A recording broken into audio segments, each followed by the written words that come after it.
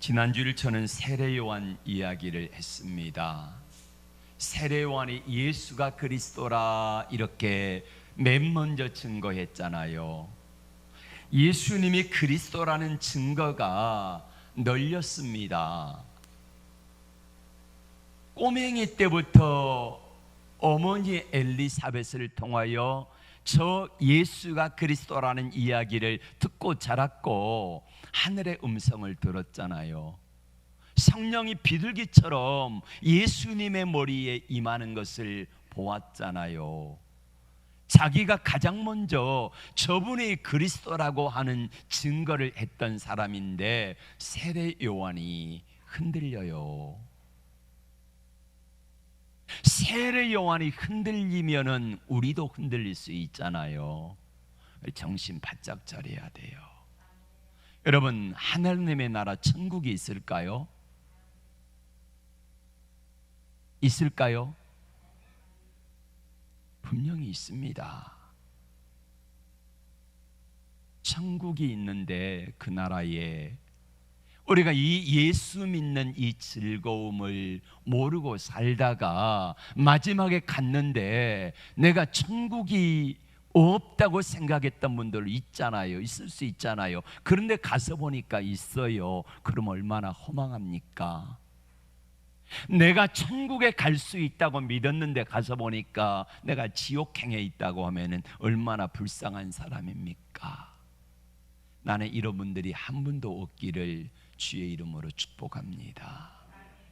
때로는 세례 요한도 흔들렸고 모세도 흔들렸고 많은 믿음의 사람들이 흔들릴 수 있지만은 그러나 흔들릴 수는 있어도 아주 자빠지진 않기를 바랍니다. 이게 예수 믿는 사람이잖아요. 오늘 예수님께서는 70명의 제자들을 전도대를 파송하셨습니다. 지금처럼 매스컴이 있고 영상이 있고 이러면은 동시에 수억의 사람들이 다 같이 볼 수 있잖아요. 그런데 당시는 그게 없어요. 전화도 없고 오직 뭘로 전도해야 합니까? 발로 전도해야 돼요. 예수님은 한 분인데 가야 될 곳은 많고 주로 예수님의 사역지가 갈릴리 쪽을 중심으로 했거든요. 벳세다, 그 다음에 고라신, 가버나움, 그 다음에 막달라라고 하는 이 지역, 이런 지역들을 주로 다니시면서 예수님이 전도하셨는데 예수님이 이제 가셔야 되는 그 고을에 가서 전도하기 전에, 들어가시기 전에 예수님은 9장에서는 12명의 제자들을 파송하셔요. 누가복음 9장에 나오고 오늘 10장에서는 조금 시간이 흐른 후에 70명의 제자들을 전도대로 파송하셨는데 앞으로 예수님이 가셔야 될 곳에 둘씩 짝지어가지고 먼저 보내신 거예요. 가시면서 예수님께서 하신 말씀이 뭐냐면은 내가 너희를 보냄이 양도 그냥 양이 아니라 어린 양을, 무슨 양을? 어린 양을 어디로 보냄과 같도다? 이리 가운데로 보냄과 같도다, 이렇게 말씀하세요.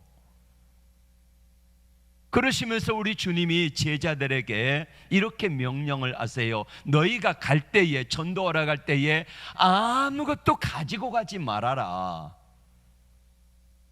전대도 가져가지 말며 또 두벌 옷도 가지지 말고 신발도 가지고 가지 말고, 그러니까 여벌의 신발을 가지고 가지 말고 옷도 가지지 말고, 우리로 말하면 숙박비, 음식비 챙기지 말라는 거예요. 지팡이도 가지고 가지 말아라. 그냥 있는 그 모습 그대로 가라는 거예요. 그래서 제자들을 보냈습니다.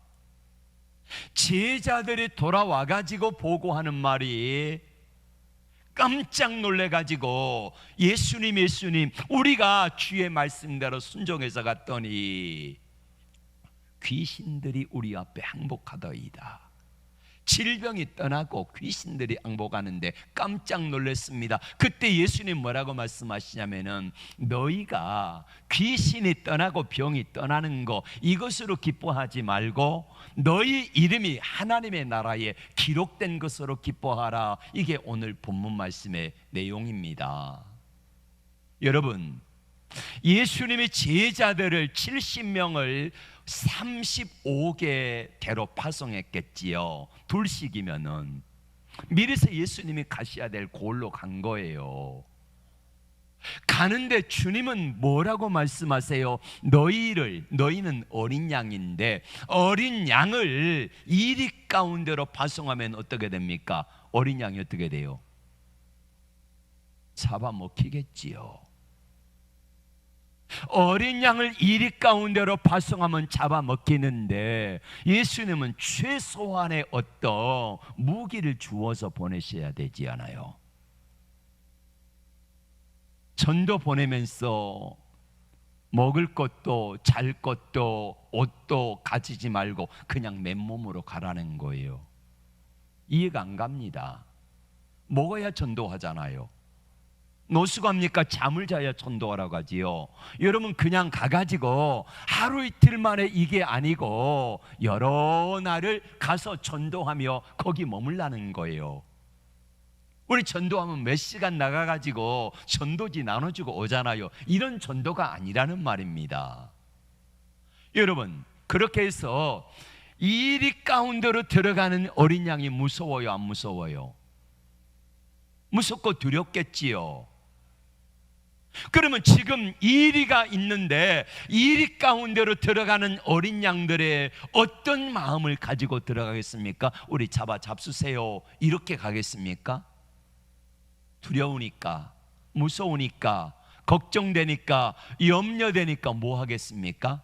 가는 사람들이 기도하고 가겠지요. 하나님이 우리와 함께하지 아니하신 우리는 절대로 이 전도에 성공할 수 없습니다. 우리는 잡아먹히고 맙니다. 하나님 도와주세요 이렇게 가잖아요. 인터콥 선교회라고 있습니다. 전 세계에 인터콥이 나가가지고 전도하는데 이분들은 굉장히 파워풀합니다. 인터콥 선교회에서 오늘 말씀 그대로 저들은 나가요. 최소한의 경비만 가지고 나갑니다. 넉넉한 물질 안 주어져요. 가가지고 없으면은 일을 해가지고 벌든지 아니면 다른 방법을 하든지 너희가 넉넉한 물질을 의지하지 말라는 거예요. 그러니까 인터콥 선교회가 나가가지고 전도하면 파워풀하게 전도의 열매들이 맺혀진다는 거예요. 여러분 세상에 의지할 게 많으면은요 그것 의지하지 누구 의지 안 해요? 예수님 의지하지 않습니다. 가진 것이 많으면 그 가진 것 의지합니다. 내가 실력이 많으면 그 실력 의지하지 예수님 의지하지 않는다는 것입니다. 내가 건강하면 건강 의지하지 주님 의지하지 않아요.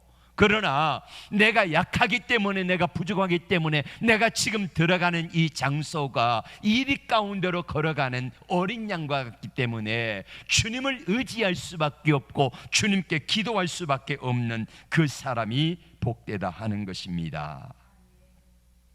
여러분 70인의 제자를 발송하시면서 이 말씀을 하셨는데 예수님이 제자를 발송하실 때 전도대 보낼 때에 아무나에게 그냥 맨몸으로 가라 그러실까요? 아무나에게 말씀하지 않으십니다. 그러면 이 70명의 제자들은 어떤 사람들입니까? 적어도 예수님이 말씀하시면은 따라합시다. 예수님 말씀하시면 그 말씀이 복이다. 뭐다고요? 복이다.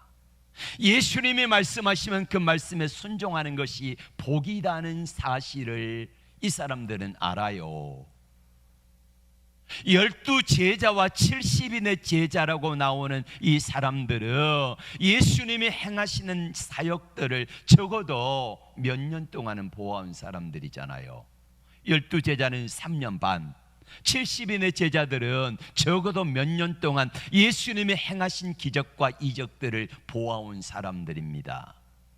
맨 처음에 예수님이 행하셨던 기적이 뭡니까? 가나의 혼인잔치에서 물을 포도주로 만들잖아요. 나병 환자를 고치고 소경의 눈을 뜨게 하고 무리를 걸으시고 오병이어 기적을 나타내시고 이런 수많은 역사들을 예수님이 행하신 것을 보아왔어요. 그러니까 그 모습을 보았던 제자들은 예수님이 말씀하셔서 한 번도 예수님 말씀대로 안 되는 것이 없다, 이게요 프레임화된 거예요. 예수님이 하셨던 일들, 예수님이 하셨던 사역을 보아왔기 때문에 제자들의 마음속에는요 예수님 말씀하시면 그대로 된다, 이게요 제자들의 생각 속에 있어요. 그러나 예수님이 가버나움에 가셨습니다. 근데 가버나움 회당에 들어가는데 회당장이 지킨 사람이 이렇게 말합니다. 어찌하여 너희 선생은 성전세를 내지 않느냐. 건강한 유대인이라고 하면 성전세 은 반세겔을 내야 되거든요. 그때 예수님께 말씀을 드리니까 예수님이 이렇게 말씀합니다. 베드로야, 세금은 누가 내느냐? 주인이 내느냐 종이 내느냐? 당연히 종이 내지요. 그러면은 우리는 성전의 주인이 예수님이시잖아요. 근데 오해하지 않게 하기 위해서 내가 내게 말하노니, 내가 바다에 가서, 바다는 갈릴리 바다입니다. 바다에 가가지고 낚시를 들이워서 맨 먼저 올라오는 물고기 입을 열어보면은 은 한 세겔이 있을 거다. 그러니 그걸 꺼내가지고 너와 나를 위해서 세금을 내라, 이렇게 말씀하세요. 베드로가 그대로 했을까요? 했겠지요. 그러니까 성경에 기록되어 있겠지요. 그러니까 베드로를 비롯한 제자들은 이게 프레임화된 거예요. 예수님이 말씀하신 것은 단 한 번도 틀린 적이 없다. 그러므로 예수님 말씀대로 순종하는 게 뭐다? 복이다. 할렐루야. 여러분 믿습니까? 예수님 말씀대로 순종하는 게 복 맞아요? 네, 아직까지 우리가 이게 마음에 와닿지 않는 분들도 많이 계세요. 예수님 말씀대로 순종했더니 손해났다, 이런 분도 있어요. 예수님 말씀대로 살았더니 안 되더라, 이런 분도 있어요. 그런데 적어도 예수님의 제자들과 70명의 제자들은 예수님이 말씀하시면은 말씀하신 대로 된다. 그리고 말씀하신 대로 순종하면 순종함이 뭐다? 복이다. 이게 제자들의 생각 속에 있다는 거요. 여러분, 주님이 일 시키실 때 아무나에게 시키지 않습니다. 아무나에게 가가지고 빈손으로 가가지고 전도해라 그럼 어떡합니까? 도망가 버리지요. 교회 안 나와 버립니다. 아무나에게 제가 무엇인가를 부탁하면은요, 감당할 만한 사람에게 하지, 그 감당할 만한 사람에게 부탁하지, 그 이야기를 하지, 아무나에게 제가 그 이야기 하지 않는 것처럼 말입니다. 그렇습니다.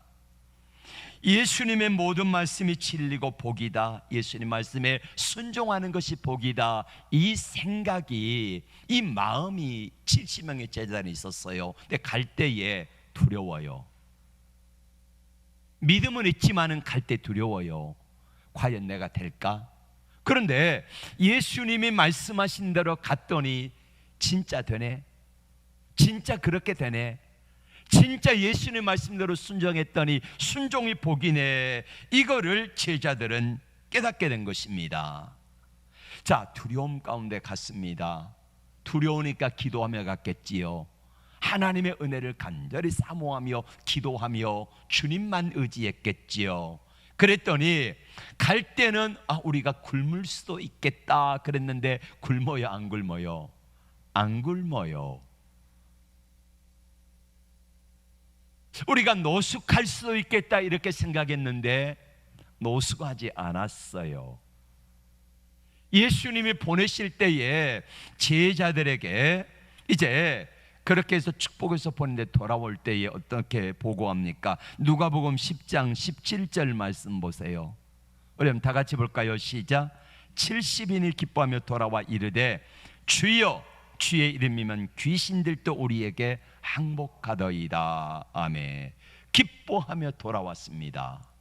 걱정하며 갔는데 기뻐하며 돌아왔거든요. 염려하며 갔는데 그 염려를 주님이 다 맡아주셨습니다. 그래서 저들이 무엇을 하며 갔다고요? 걱정되니까 기도하며 간절히 간구하며 갔겠지요. 자, 제자들을 파송할 때 주님이 주신 게 뭘까요?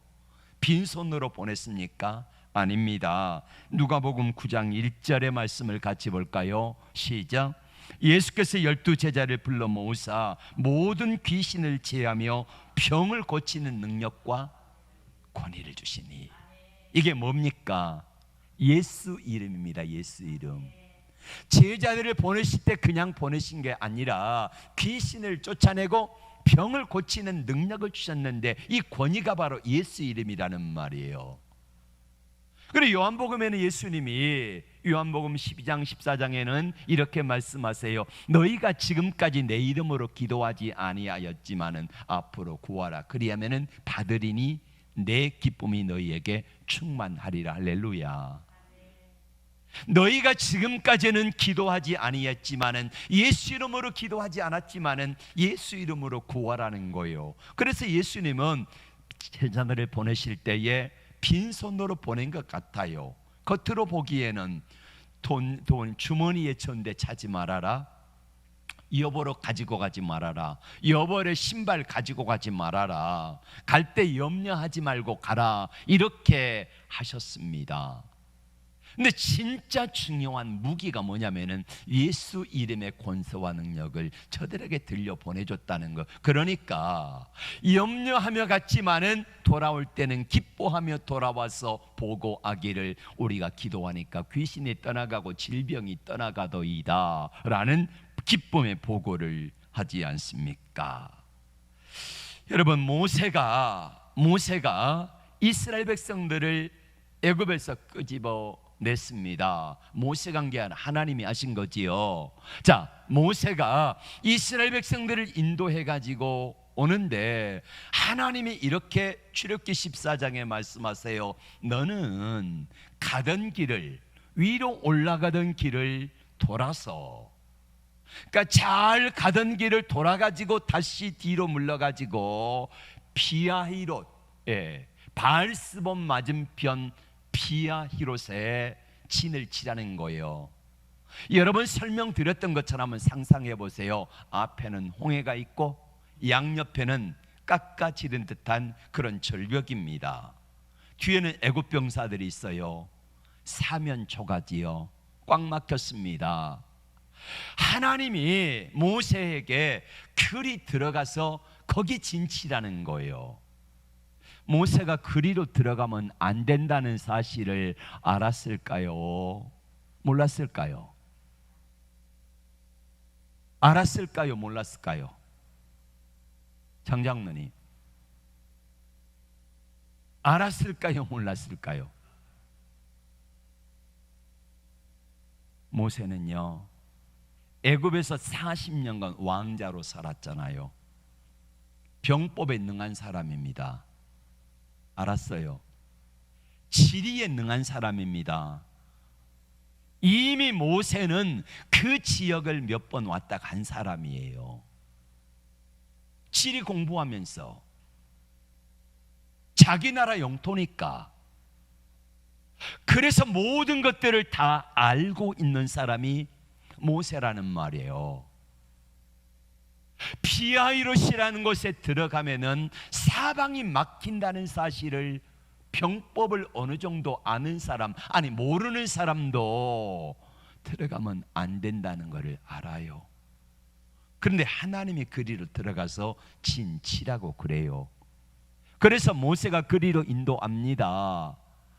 그랬더니 백성의 두령과 장로들과 하여간 입 달린 사람은 뭐라고 하냐, 모세에게 야 이놈 모세야, 애굽에 매장지가 없어가지고 우리를 이곳에다가 장례 치르려고 하느냐, 온갖 악담을 다 부어요. 심지어는 모세를 돌로 쳐서 죽이자 이렇게까지 나와요. 자, 저를 보세요. 모세가 이 사실을 알매도 불구하고 그리로 들어가는 이유가 뭘까요? 예수님의 제자들이 70명의 제자들이 빈손으로 가면 안 된다는 사실을 알아요. 전도 갈 때 그냥 어떡합니까? 최소한의 경비는 가지고 가야 되잖아요. 그런데 아무런 것도 가지고 가지 말라 이렇게 말씀하시는 예수님의 의도를 안다는 거예요. 이처럼 모세도 피하이롯 앞에 거기에 진을 치면은 안 된다는 사실을 알아요. 그런데 모세는 뭘 경험합니까? 하나님이 어떤 분인가를 알잖아요. 지금까지 하나님이 말씀하신 것이 단 한 번이라도 말씀대로 안 이루어진 게 없어요. 하나님의 말씀대로 순종하는 게 뭐다? 근데 이게 아직까지 안 믿어지는 분들이 딱 3분 계시네. 예. 하나님의 말씀대로 순종함이 뭐다? 진짜로 여러분 그렇게 믿습니까? 나는 여러분들이 아멘 하니까 그렇게 믿어진 은혜가 있기를 바랍니다. 근데 세상을 살아가면서 그게 됩니까? 잘 안 되잖아요. 모세는 저를 보세요. 모세는 지금까지 하나님 말씀대로 순종함이 복이라는 것을 알았어요. 애굽에서 모세가 하나님 말씀대로 순종함이 복이다 이렇게 알았지만은 믿었지만은 그대로 했더니 모세에게 진짜 복만이 왔습니까? 아니거든요. 하나님 말씀대로 순종해서 출애굽기 5장에 가면은 모세가 하나님 말씀대로 바로를 만났습니다. 바로야, 내 하나님 말씀하시는데 이 백성을 보내라. 이 백성이 광야에 가가지고 예배 드릴 것이다. 그러니까 바로가 그래 미안하다, 내가 잘못했어, 너희 하나님께 말 좀 해줄래? 잘 좀 부탁한다고. 이런 게 아니라 바로 왕이 뭐라 그럽니까? 너희 하나님이 어디가 있는데 까불고 있어? 야, 여봐라, 이스라엘 백성들에게 벽돌을 굽게 하는데 집과 진흙을 이겨 가지고 벽돌을 굽는데 앞으로는 집을 주지 말아라. 더 어려워져요. 그래서 이스라엘 백성들이 모세에게 찾아와 가지고 원망하고 어찌하여 우리에게 이렇게 어렵게 하십니까? 이래요. 때로는 이럴 때도 있어요. 하나님 말씀대로 순종함이 복이 아니라 하나님 말씀대로 순종했더니 더 뭐가 와요? 어려움이 와요. 고난이 와요. 이런 때가 있다는 거예요. 그런데 그것으로 끝입니까? 그게 아니잖아요. 여러분, 인생은요 마지막까지 가봐야 알아요. 때로는 지금 실패하고 넘어지고 좌절하고 어려움과 고난을 당해도 마지막까지 가봐야 그 사람의 진짜인지 아닌지를 아는 것처럼 마찬가지예요. 여러분, 저 없다고 무시하지 마세요. 예? 여러분, 옆에 사람이 힘들다고 어렵다고 무시하지 말라는 거예요. 언제 어떻게 하나님 바꾸실지 모르니까요. 모세가 하나님의 말씀대로 순종했더니 너무너무 형편이 어려워지고 고난이 다가옵니다. 그런데 모세는 하나님 앞에 그래도 엎드리잖아요. 하나님, 어떡합니까? 더 어려워졌어요. 힘들어졌어요. 하나님, 어떡해요? 하나님이 살아계신 역사가 하나님의 말씀의 권위가 땅에 떨어지면 안 되잖아요. 그랬더니 하나님 뭐라고 오냐, 알았다, 내가 해볼게. 그리고는 그때부터 하나님이 일하시는데 어떻게 하십니까? 애굽의 나일강과 강물, 또 심지어는 그 항아리에 떠놓은 물까지 다 피가 되도록 하나님 만들어 버리잖아요. 두 번째, 개구리 재앙. 이가 온 땅에 가득해 가지고 사람에게든지 짐승에게든지 붙어 가지고 힘들게 해요. 그런데 세 번째 재앙부터는요, 이스라엘 백성들이 살고 있는 고센 땅과 애굽 사람들이 살고 있는 땅을 구분하잖아요. 그래서 애굽 사람들이 그 모습을 본 거예요. 우리 땅에는 이가 있는데 저 이스라엘 백성들에게는 이가 없네. 이때부터 애굽의 술사들이 따라하지 못하고 애굽 사람들이 야, 저들이 섬기는 야훼 하나님 건들면 안 돼, 이렇게 나오는 거잖아요. 피, 개구리, 이, 파리, 악질, 독종, 우박, 메뚜기, 흑암, 장자의 재앙, 이 10가지 재앙들이 계속되면서 이스라엘 백성들에게 그리고 애굽 사람들에게 하나님이 어떤 분인가를 알려주시는데, 이스라엘 백성들은 재앙이 점점 가중될수록 뭘 깨닫는 거요? 따라합시다. 말씀대로 순종함이 뭐다? 말씀대로 순종함이 복이다. 이게요 믿어지는 거요. 그러니까 모세는 하나님이 말씀하실 때에 야 모세야 바알스몬 맞은편 비아이롯에 거기다가 진쳐라. 하나님 앞에는 홍해 양쪽은 막혔고 뒤에는 애굽 병사가 쫓아오는데요, 그래도요 모세는 하나님 앞에 하나님 왜 이거 해야 합니까? 하나님 그리 가면 죽어요. 하나님 눈이 있으세요? 없으세요? 하나님 생각이 있으세요? 없으세요? 그렇게 따지지 않았습니다. 좀 따지지 마세요. 예? 하나님 앞에 모세는 따지지 않고 그대로 순종해요. 왜? 모세는 알았어요. 모세는 경험했어요. 하나님이 나를 말씀하신 대로 내가 순종할 때에 한 번도 나를 하나님께서는 실망시키지 않는다. 하나님 한 번도 나를 실망시킨 적 없으시고, 이걸 모세는 안 거예요. 그러니까 하는 거예요.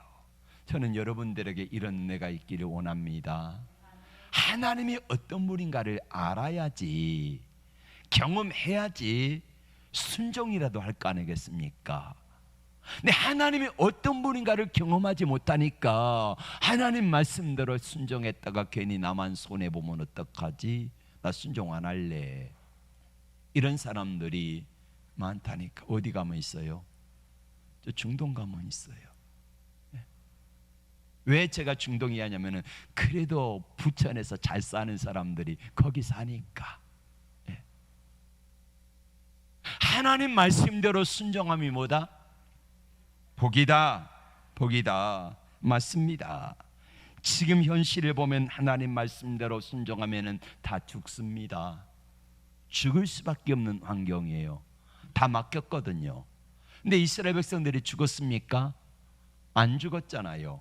하나님 어떻게 하셨습니까? 하나님 말씀대로 순종했고 하나님 말씀대로 순종함이 복이다 이렇게 믿어드렸더니 하나님이 어떻게 하세요? 뒤에 가드를 치잖아요. 애굽 병사들이 더 이상 들어오지 못하도록 하나님께서 불기둥으로 거기를 막아버려요. 그리고 모세가 하나님께 기도하니까 하나님이 전혀 상상할 수 없는 길을 여시는데, 어디 가운데 길을 여세요? 홍해 가운데. 홍해 한가운데 길을 여세요. 누가 상상이나 했겠습니까? 저 길이 열릴 줄을 누가 상상이나 했겠어요? 그런데 하나님의 그 길을 여시고 이스라엘 백성들을 건너게 하시잖아요. 애굽 병사들이 뒤에 이제 이스라엘이 다 건너니까 쫓아 들어왔을 때에 저들을 다 거기에 수장시켜 버리잖아요. 이렇게 하나님이 일하시면서 역사하신 거예요. 그런데 여러분, 이스라엘 백성들이 이 모든 것들을 다 보았잖아요. 다 보았어요. 자기 눈으로 보았어요.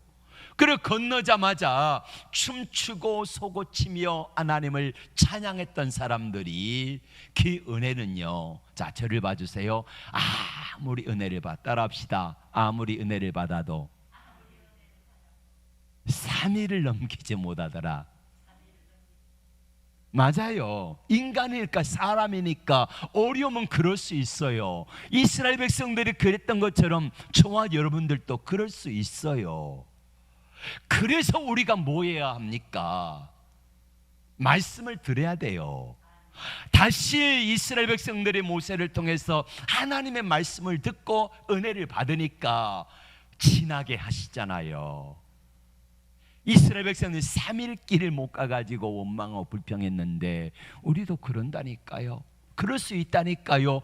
그래서 하나님의 말씀을 자꾸 들어야만이 믿음이 생기는 거예요. 자, 지난주 세례 요한 이야기를 했잖아요. 세례 요한이 예수님이 그리스도라는 사실을 증거하고 어머니로부터 듣고 성령의 음성을 듣고 자기 눈으로 보고 하나님의 음성도 다 들었는데, 듣고 보고 다 경험했는데 예수님이 그리스도라는 사실이 어느 순간에 마음속에 확 의심이 갈 때가 있어요. 우리도 그러잖아요. 내가 믿었는데 한순간에 어려움이 오니까, 내 형편이 어려우니까 나도 모르게 기운이 쭉 빠지면서 예수가 그리스도 맞을까?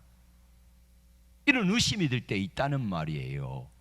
있을 수 있어요. 왜 세례 요한이 낙심했다고요? 못 들어가지고 말씀을 못 들으니까. 주님으로부터 말씀을 못 들으니까. 아니, 듣기는 들었죠. 제자들을 통해서 세례 요한에게 제자들이 와가지고, 세례 요한의 제자들이 와서 이렇게 보고합니다. 선생님, 예수라고 아는 이 선생님이 증거하셨던 예수가 이렇게 했습니다. 죽은 자를 살아났대. 죽은 자를 살렸어요. 나인성에 예수님이 지나가시는데 한 과부의 아들이 죽었고 상여가 나오는데 그 상여를 멈추더니 안수하니까 죽은 자가 벌떡 일어나가지고 살아나왔습니다. 이 이야기를 했게요, 안 했게요? 가서 했어요. 소경의 눈이 띄었다는 사실을 이야기를 했어요, 안 했어요? 했어요. 다 들었고 보았어요, 간접적으로. 그런데 세례 요한의 마음속에 뭐가 있었다 그랬죠? 섭섭이. 예수님에 대해 섭섭해요. 왜 면회도 안 오지? 아니, 저 헤롯 나쁜 왕에 가가지고 그 능력으로 헤롯에게, 야 헤롯, 너 나빠, 한 말씀만 하시면 되잖아요. 제가 최근에 하나님 앞에 어떤 문제를 가지고 이렇게 기도했습니다. 하나님, 한 말씀만 해주세요. 하나님, 제게 한 말씀만 해주세요. 왜 하나님께서 말씀하지 않으십니까? 제가 이렇게 울부짖으며 기도했습니다. 하나님, 한 말씀만 해주시면 얼마나 좋아요. 그런데 하나님 말씀하지 않으세요. 예수님의 세례 요한에게 너 조금만 참아라, 내게 상급이 있을 거야, 위로의 메시지도 전하지 않으세요. 그러니까 섭섭한 거지요. 우리도 그럴 수 있다니까요. 우리도. 오늘 예수님께서는 제자들을 파송하시면서 그냥 나 믿고 믿음으로 가라. 그럼 내가 하나님의 영광을 볼 거야, 이 말씀이잖아요. 제자들이 그대로 순종해서 갔습니다. 갔더니 진짜로 하나님의 영광과 능력이 나타나요. 하나님의 기적이 나타나요. 하나님의 살아계신 역사가 나타나요. 자, 이제 말씀을 정리합니다. 오늘 70명의 제자들은 예수님께서 그냥 파송하시면서 빈손으로 가라, 나 의지하고 가라, 이걸 통해서 예수님은 제자들에게 뭘 말씀해 주고 싶으신 거예요? 따라합시다. 예수님이 말씀대로 순종하는 것이 뭐다? 모세도 마찬가지입니다. 하나님의 말씀하신 대로 순종하는 게 복이다. 이게요, 프레임화되어 있다니까요. 계속해서 주님의 말씀대로 순종함이 복이다, 말씀대로 순종함이 복이다. 이것이 경험을 통해서 쌓여지는 게 이게 습관화되고 프레임화되어 있으니까 그 말씀대로 순종하면 복이라는 것을 제자들이 알게 된 거지요. 예수님의 제자들도 마찬가지고 모세도 마찬가지고 저와 여러분들도 마찬가지로 이렇게 되어지기를 원합니다. 말씀대로 순종함이 복이다, 이 사실을 알아야 된다는 거예요. 자, 이제 말씀을 정리합니다. 모세가 말씀대로 순종하면은 분명히 앞이 막히고 양옆 뒤가 막혀서 어려움을 당할 줄 압니다. 그런데 하나님이 말씀하시면은 무슨 대책이 있으시겠지, 하나님이 무슨 계획이 있으시겠지, 이런 생각이에요. 여러분, 우리가 어떤 일을 만났을 때에 앞에도 막히고 양옆에도 막히고 뒤도 막혔다고 하면은 분명히 내가 주 안에 있다고 하면은 여러분 절대로 걱정하지 마시길 바랍니다. 하나님 무슨 계획이 있으실 겁니다. 그러므로 주님을 그 상황 속에서도 신뢰하시기를 바랍니다. 그 주님을 신뢰하면 믿으시기를 바랍니다. 그러면 하나님께서는 우리에게 은혜를 베풀어 주실 것입니다. 여러분, 하나님 말씀대로 순종하는 모세는 하나님의 살아계신 역사를 홍해가 갈라지는 모습을 통하여 보았습니다. 하나님 말씀대로 순종하는 것이 복이라는 사실을 70명의 제자들은 돌아와 가지고 기뻐하며 즐거워하며 보고할 때에 예수님 깜짝 놀랐습니다.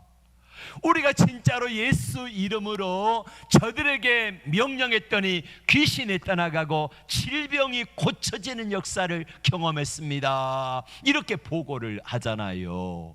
그러니까 예수님 사후에 이 사람들이요 온 세계를 뒤집어 엎잖아요. 이 경험들이, 주님을 체험했던 경험들이 저와 여러분들에게도 우리 주님께서는 이런 경험하기를 원하십니다. 때로 우리 앞에 모세의 홍해가 가로막고 있고 오늘 70명의 제자들 앞에 저들이 가야 될 장소가 어디라고요? 어린 양이 이리 가운데로 들어가는 이런 상황이지만은 어린 양이 어떻게 이리를 이깁니까? 이길 수 없지만은 내 힘과 내 능력과 내 것 가지고는 이길 수 없지만은 그래서 예수님께 어린 양들이 나가면서 주님 이리 가운데로 갑니다. 저 사나운 이리때에서 우리를 지켜주세요. 그렇게 간절히 기도할 수밖에 없고 나의 약할 때에 하나님의 강함이 나타나고 나의 부족할 때에 하나님의 부요함이 나타나고 나의 없을 때에 하나님의 풍성함이 우리 가운데 임하는 경험을 하게 될 줄로 믿습니다. 여러분, 하나님의 말씀대로 사는 것이 복입니다. 이 고백이 우리의 온전한 고백이 되어지기를 원합니다.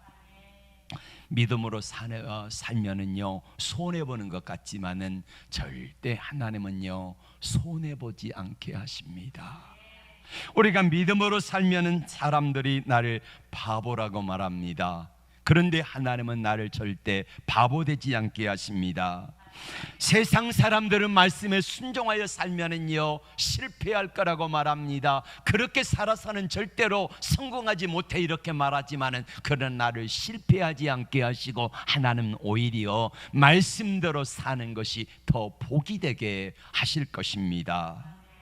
세상에는 말씀대로 살면은 손해본다, 안 된다, 실패한다, 할 수 없다 말하지만은 그러나 하나님은 어떤 분이세요? 내가 믿는 하나님, 모세가 믿었던 하나님, 70명의 제자들이 믿었던 하나님, 우리 선조 주기철 목사님이, 손양호 목사님이, 수많은 믿음의 사람들이 믿었던 하나님은요 손해보지 않게 하시고 말씀대로 살아가는 것이 복이 되게 하실 것을 믿습니다. 근데 이게 잘 안 돼요. 이게 잘 안 돼. 자, 저를 봐주세요. 주님은요 에베소서 2장 12절에서 두렵고 떨림으로 너희 구원을 이루라 이렇게 말씀하세요. 아니 구원받았는데 무슨 구원을 또 이룹니까? 베드로전서 2장 2절에 갓난아기처럼 신령하고 순전한 젖을 사모하라 그러면서 우리가 믿음이 구원에 이르도록 자라게 하려 함이라 이렇게 말씀하세요. 아니 구원받았는데 무슨 또 구원에 이르도록 자란다는 말입니까? 여러분 우리는요 영과 혼과 육이 있잖아요. 영이 하나님과 교통된 상태를 우리는 영이 구원받았다 그래요. 여러분 휴대폰 가지고 계시잖아요. 휴대폰 아무리 요즘 좋은 게만 몇백만 원 하잖아요. 그러면 이 아무리 좋은 휴대폰이라도 기지국과 교통되지 않으면은 이면은요 쓸 수가 없잖아요. 그러니까 기지국하고 개통되어지는 상태가 영의 구원이라는 말이에요. 그러면은 휴대폰에다가 뭘 깔아야 됩니까? 거기다가 이제 소프트웨어를 깔아야 되잖아요. 전화번호도 깔고 거기다가 뭐 카메라 기능도 깔고 카톡 기능도 깔고 뭐 이래야지 영상 통화도 하고. 옛날에 미국하고 통화하려면 DDD라 그랬잖아요. 돈이요 뚝뚝뚝 떨어져요. 막 몇 초에 막 몇백 원씩 막 1,000원씩 이렇게 떨었잖아요. 근데 어떡하면 지금은요 1시간을 통화해도 무료, 2시간을 통화해도 무료, 그것도 화상 통화해도 무료잖아요.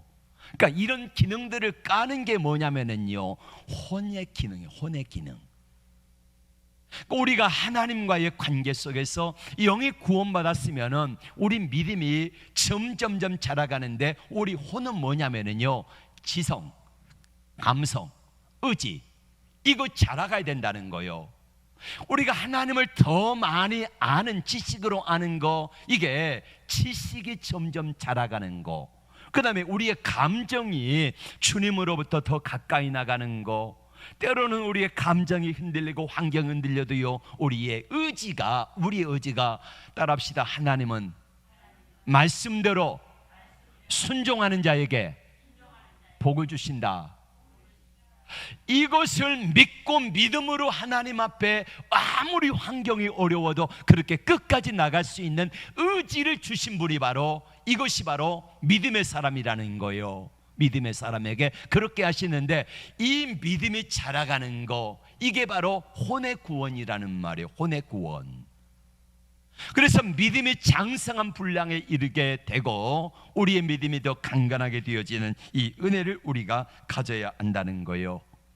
우리가 믿음으로 살아갈 때에 예수님이 우리에게 말씀합니다. 이리에게를 보내는데 아무것도 가지지가 마라. 주님 이리에게 보내시면은 이리가 물어 뜯어도요 괜찮을 만한 갑옷 하나 주세요. 이거 우리의 기도잖아요. 실제로 그렇게 보내야 되고요. 근데 주님은 우리에게 그렇게 하지 않으세요. 갑옷 안 주세요. 넉넉한 물질 안 주세요. 주님이 우리에게 기대하신 바는 그겁니다. 너희가 빈손으로 갈지라도 너희에게 무기가 있다. 그게 뭐예요? 예수 이름. 예수 이름으로 기도하면은 내가 너희에게 세워줄 거다. 이게 오늘 우리에게 주님이 하고 싶은 말씀이에요. 그렇게 해서 놀라운 역사를 이루시는 것입니다. 사랑하는 성도 여러분, 우리가 이 땅에 살아가는 세상은요 마치 어린 양인 우리가 세상은 이리와 늑대떼들이 드글드글대는 그런 곳이라는 말이에요. 근데 그곳에 보내시면서 주님께서 보내신다는 것은 뭐냐면은 내가 너와 함께한다, 내가 너를 책임진다. 이게 임마누엘이잖아요. 예수님을 이 땅에 보내셔서 구원하시고 임마누엘 하시겠다. 이게 예수님의 두 가지 이름이잖아요. 마찬가지로 우리에게 주님께서는 이 땅에 보내시고 그냥 보내실 때에 주님도 아세요. 어린 양이 이리 때와 어떻게 이길 수 있을까? 못 이긴다는 것을 아세요. 아시니까 주님은 어떡하세요? 가장 가까이서 혹시라도 이리 때가 물어뜯을까 우리를 노심초사하시면서 지키시고 계심을 믿으시기를 바랍니다. 그렇게 해서 반드시 우리를 성장하게 하시는 것입니다. 맞습니다.